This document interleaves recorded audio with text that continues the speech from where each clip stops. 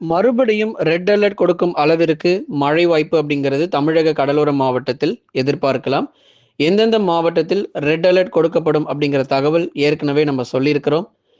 குறிப்பாக சென்னை, திருவள்ளூர், காஞ்சிபுரம், செங்கல்பட்டு, விழுப்புரம், கடலூர், புதுச்சேரி மற்றும் காரைக்கால், கள்ளக்குறிச்சியில் அநேக இடங்களில் கனமழையினுடைய தீவிரம் அடுத்து வரக்கூடிய நாட்களில் மிக அதிகமாக எதிர்பார்க்கப்படுகிறது. தொடர்ச்சியாக ஒரு வாரத்திற்கும் மேலாக இந்த கனமழையும் மிக கனமழையும் தமிழ்நாட்டில் புரட்டி போடும் அப்படிங்கிறதுல எந்த மாற்றமும் கிடையாது. எந்தெந்த தேதிகளில் எந்தெந்த மாவட்டத்தில் அதிக மழை வரும் அப்படிங்கிறத மிக தெளிவாக புரிந்து கொள்ளுங்க. லைக் பண்ணல அப்படின்னா கொஞ்சம் சீக்கிரமாக லைக் பண்ணுங்கள். சப்ஸ்கிரைப் பண்ணாதவங்க வேகமாக சப்ஸ்கிரைப் பண்ணிட்டு வாங்க. அடுத்தடுத்த நாட்களில் சொல்லக்கூடிய தேதிகளில் நீங்கள் மறக்காமல் தப்பித்து கொள்ளுங்கள். நண்பர்கள், உறவினர்கள் எல்லாருக்கும் நீங்கள் தெரியப்படுத்த மறக்காமல் ஷேர் பண்ணுங்கள். ஆகவே ஒவ்வொரு நாளுமே இந்த கனமழை மற்றும் மிக கனமழை குறித்து நம்ம பேசி கொண்டிருக்கிறோம். எந்தெந்த தேதிகளில் நமக்கு அதிக கனமழை வரும் அப்படிங்கிறது குறித்தும் கடந்த சில வானிலை அறிக்கையில் நீங்கள் கேட்டிங்கன்னா தெரியும். மறுபடியும் ஒரு வெள்ள அபாய எச்சரிக்கை வரப்போகுது, எல்லா இடங்களுக்கும் வெள்ள அபாயம் ஏற்படும் அப்படிங்கிறத ஏற்கனவே கடந்த நாட்களில் நம்ம பேசியிருக்கிறோம். உங்கள் எல்லாருக்குமே அது தெரியும். அதே போல தான் இந்த டிசம்பர் 11ஆம் தேதியிலிருந்து 13ஆம் தேதிகள் வரைக்கும் பல இடங்களில் அதிக கனமழையானது பதிவானது, வெள்ளப்பெருக்கும் ஏற்பட்டது. மீண்டுமாக வரக்கூடிய காற்றழுத்த தாழ்வு பகுதியின் காரணமாக தமிழக கடலோர மாவட்டத்தில் மிக கடுமையான மழை பொழிவு, அதி கனமழை வரைக்கும் எதிர்பார்க்க முடியும்.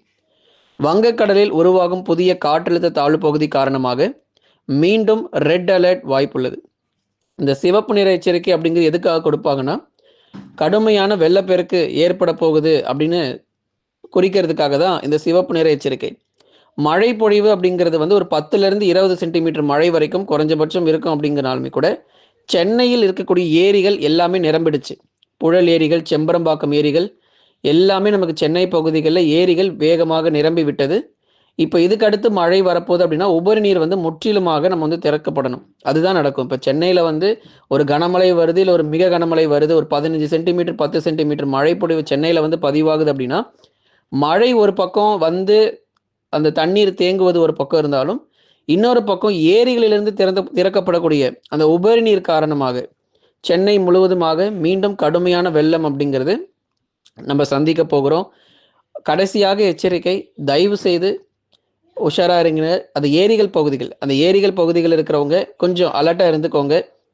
காற்றழுத்த தாழ்வு பகுதி பொறுத்த வரைக்கும் வலுப்பெற வாய்ப்பு இருக்கு. காற்றழுத்த தாழ்வு மண்டலமாக வலுப்பெற வாய்ப்புகள் இருக்கு. இதன் காரணமாக தமிழக கடலோர மாவட்டங்கள் முழுவதுமாகவே மிக கடுமையான மழை பொழிவை நிச்சயமாக சந்திக்கும். நாகை, தஞ்சை, திருவாரூர், அரியலூர், பெரம்பலூர், திருச்சி, புதுக்கோட்டை, கடலூர், விழுப்புரம், புதுச்சேரி மற்றும் காரைக்கால், கள்ளக்குறிச்சி உள்ளிட்ட இடங்களிலுமே கூட இந்த காற்றழுத்த தாழ்வு பகுதியின் காரணமாக மழை தீவிரம் அப்படிங்கிறது எதிர்பார்க்கலாம். ஏன்னா ஒரு தாழ்வு பகுதி கடலோர மாவட்டங்களை ஒட்டி நகர்ந்தாலே எல்லா பகுதிகளும் எச்சரிக்கையாக இருக்கணும். வெறும் டெல்டா மட்டுமே எச்சரிக்கையாக இருக்கக்கூடாது. ஒரு தாழ்வு பகுதி தமிழ்நாட்டை நோக்கி நகர்ந்தாலே சென்னையிலிருந்து புதுக்கோட்டை வரைக்கும், வட தமிழ்நாட்டை நோக்கி நகர்ந்தால் சென்னை முதல் புதுக்கோட்டை வரைக்கும் மிகுந்த எச்சரிக்கையாக இருக்கணும். தென் மாவட்டங்களை நோக்கி நகர்ந்தால் புதுக்கோட்டையிலிருந்து கன்னியாகுமரி வரைக்கும் மிகுந்த எச்சரிக்கையாக இருக்கணும். ஆகவே சென்னை முதல் புதுக்கோட்டை வரை மீண்டும் மிக கனமழையானது தீவிரமாக வாய்ப்புள்ளது. இப்போ அடுத்து வரக்கூடிய மழை எங்கே அதிகமான சேதங்களை ஏற்படுத்தும் அப்படின்னா, தூத்துக்குடியில் மறுபடியும் இப்போ மழை ரொம்ப தீவிரமாக வரப்போகிறது இல்லை.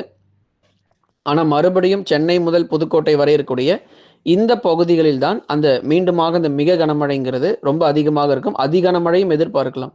17, 18 இந்த 2 தேதிகளில் தான், அதாவது குறுகிய நேரத்தில் அதிக மழை பெய்ய வாய்ப்பு இருக்குது. கொஞ்ச நேரத்திலே அதிக மழை பொழிவுங்கிறது கொட்டி தீர்த்துட்டு போயிடும். நிறைய இடங்களில் கிளவுட் பர்ஸ்ட் என்று சொல்லக்கூடியது இந்த 2024 நிறைய பகுதிகள் நடந்திருக்கு. இந்த கிளவுட் பர்ஸ்ட் அப்படிங்கிறது நம்ம எடுத்து பார்த்தோம்னா தூத்துக்குடி மாவட்டங்களாகட்டும், அதே மாதிரி கடந்த அக்டோபர் மாதத்திலிருந்தே இந்த கிளவுட் பர்ஸ்ட், அதாவது குறுகிய நேரத்தில் அதிக மழை பொழிவுகள் இந்த மேகக்கூட்டங்கள்னால தொடர்ந்து பாதிப்புகள் ஏற்பட்டு வந்துட்டு இருக்கு. ஏற்கனவே இந்த சில இடங்கள்ல நமக்கு மிக கனமழையிலிருந்து அதிக கனமழை வரைக்கும் நம்ம தொடர்ந்து சொல்லியிருந்தோம். அந்த 20 சென்டிமீட்டருக்கும் மேலான மழை பொழிவுகளை பத்தி நம்ம பார்த்திருந்தோம். அதே தான், இந்த 20லிருந்து 30 சென்டிமீட்டர் மழை பொழிவுங்கிறது சாதாரணமாக இந்த வருஷம் நமக்கு பதிவாகிட்டு இருக்கு. கடந்த பெங்கல் புயல்ல 40 சென்டிமீட்டர்லேருந்து 50 சென்டிமீட்டர் மழை வரைக்கும் பதிவானது பார்த்தோம். ஒரு புயல்னு எடுத்துக்கிட்டோம்னா ஒரு குறைஞ்சது 50 சென்டிமீட்டர் மழை இல்லாமல் நமக்கு போகிறது கிடையாது. அதே மாதிரி ஒரு தாழ்வு பகுதி கூட ஒரு 50 சென்டிமீட்டர் மழை பொழிவை தூத்துக்குடி, திருநெல்வேலி மாவட்டங்களில் ஏற்படுத்தி நம்ம பார்த்தோம். தாமிரபரணி ஆற்றில் மிக கடுமையான வெள்ளப்பெருக்கு அப்படிங்கிறது ஏற்பட்டிருக்கிறது.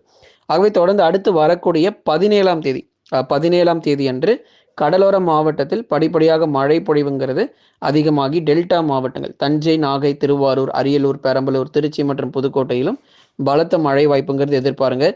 அதனால தான் நம்ம திரும்பி இந்த வட தமிழக கடலோர மாவட்டங்கள், டெல்டா மாவட்டங்கள் பற்றி இவ்வளோ நேரம் நம்ம பேசிக்கிட்டு இருக்கோம்னா அந்த அளவுக்கு ஆபத்துகள் இந்த பகுதிகளில் காத்துக்கிட்டு இருக்கு. அடுத்தபடியாக நம்ம பார்க்க போகிறது தென் தமிழகம், வட தமிழகம் மற்றும் தென் தமிழகம் இரண்டுமே பாருங்க மாற்றி மாற்றி வெள்ளப்பெருக்கு. முதல்ல வட தமிழ்நாட்டில் மழை வந்தால் தென் தமிழ்நாட்டில் மழை குறைவாக இருக்கு. இப்போ தென் தமிழ்நாட்டில் வெள்ளப்பெருக்கு வந்திருக்கு, வட தமிழ்நாட்டில் அமைதியான ஒரு சூழ்நிலை காணப்பட்டு வருது. இப்போ மாற்றி மாற்றி வட தமிழ்நாடு மற்றும் தென் தமிழ்நாடு இரண்டுமே நமக்கு வந்து சிக்கி தவித்து கொண்டிருக்கிறது. நிறைய பகுதிகளில் அடுத்து இனி வரும் நாட்களிலும் மிக கடுமையான மழை பொழிவுங்கிறது எல்லா இடங்களுக்குமே நமக்கு பதிவாகும். இப்போ தூத்துக்குடி, திருநெல்வேலியில் கடுமையான வெள்ளம், அடுத்து சென்னை, திருவள்ளூர், காஞ்சிபுரம், செங்கல்பட்டிலும் சற்று வலுவான மழை பொழிவுகள் பதிவாக வாய்ப்பு இருக்கு. அப்போ அங்கேயும் நமக்கு ஃப்ளட் வருமா அப்படின்னா கொஞ்சம் டிசம்பர் இறுதி வரைக்கும் நம்ம ஜாக்கிரதையாக இருந்து தான் ஆகணும். தொடர்ந்து இந்த தென் மாவட்டங்கள் மதுரை, திண்டுக்கல், விருதுநகர், சிவகங்கை, ராமநாதபுரம், தூத்துக்குடி, திருநெல்வேலியில் இன்றைக்கும் நாளைக்கும் கொஞ்சம் வெயில் வர வாய்ப்பு இருக்கு. நிறைய பேர் வந்து வெயில் வரணும் அப்படின்னு கேட்டிருந்தீங்க. கண்டிப்பாக மழை எல்லாமே நமக்கு நின்று போய் இன்றைக்கும் நாளைக்கும் உங்களுக்கு கணிசமாக வெயில் வர ஆரம்பிச்சிடும் பகல் நேரங்களில். நேற்றைக்கே வந்து நிறைய மாவட்டங்களில் பகலில் வெயில் வர ஆரம்பிச்சிருச்சு. இன்றைக்கும் நாளைக்கும் உங்களுக்கு பகலில் வெயில் இருக்கும். அதுக்கப்புறம் செவ்வாய், புதன் கிழமைகளில் மறுபடியும் வட தமிழ்நாட்டில் மழை பொழிவுங்கிறது கடுமையாக பெய்ய ஆரம்பிச்சிடும்.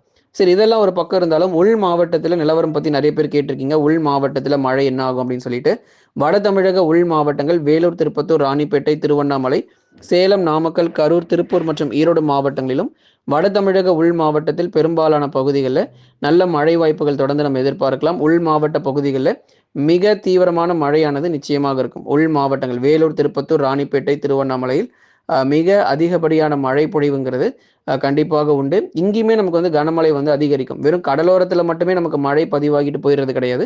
18, 19 தேதிகளில் உள் மாவட்டத்தில் இருக்கக்கூடிய சேலம், நாமக்கல், கரூர், திருப்பூர், ஈரோடு உள்ளிட்ட மாவட்டங்களிலும் பரவலாக மழை பொழிவு பெரும்பாலான பகுதிகளில் தொடர்ச்சியாக அதிகரிக்கிறத நம்ம பார்க்க முடியும். அடுத்ததாக மேற்கு தொடர்ச்சி மலையொட்டிய மாவட்டங்கள் நீலகிரி, கோயம்புத்தூர், தேனி மற்றும் தென்காசியிலும் விட்டு விட்டு பரவலாக கனமழையானது கண்டிப்பாக உண்டு. தேனி மற்றும் தென்காசி மாவட்டங்கள், தேனி மாவட்டங்கள் மற்றும் தென்காசி மாவட்டங்களில் விட்டு விட்டு பரவலாக மிதமான மழை பொழிவு அப்படிங்கிறது தொடர்ந்து நம்ம எதிர்பார்க்கலாம். எல்லா இடங்களுக்குமே கனமழை உண்டுங்க. அதாவது தமிழ்நாட்டில் வந்து இங்கே மட்டும் மழை இருக்கும், அங்கெல்லாம் நமக்கு மழையே பெய்யாது அப்படின்னு எந்த மாவட்டமும் குறிப்பிட்டு சொல்ல முடியாது. ஏன்னா வடகிழக்கு பருவமழை பொறுத்த வரைக்கும் வெறும் குறிப்பிட்ட மாவட்டத்திற்கு மட்டும் மழை கொடுத்துட்டு போகிறது கிடையாது.